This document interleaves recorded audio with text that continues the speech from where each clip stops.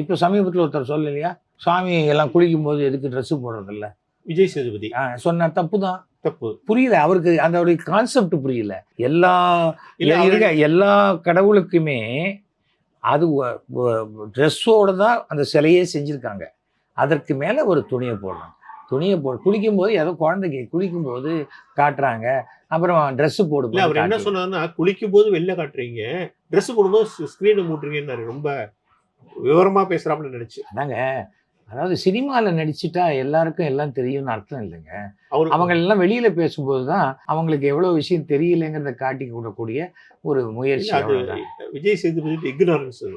அவ்வளவுதான் சார். அது உடனே நீங்க இப்போ போய் கேளுங்க, ஆமா நான் சொன்னது ரைட்டு, ஏதோ பேசிட்டேன் பாஸ் விட்டுருங்க, அப்படிதான் சொல்லுவாரு.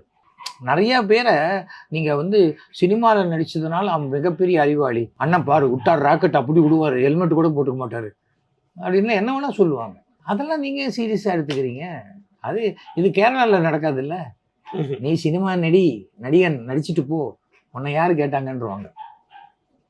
நம்ம ஊர்ல எல்லாமே கற்பூரம் காட்டுற சாமி வேஷம் நடிச்சா கற்பூரம் காட்டுறவங்க தான். ஆந்திராவில் இதை விட மோசம். என்ன பண்ண முடியும்? எல்லாம் தவிர வந்து அத்தனை பேருடைய எல்லா வார்த்தைக்கும் நம்ம உள்ளர்த்தம் தேடிட்டே இருந்தோம்னு வச்சுக்கோங்களேன், சண்டை தான் மிஞ்சும் வாழ்க்கை. அது அவர் அர்த்தம்.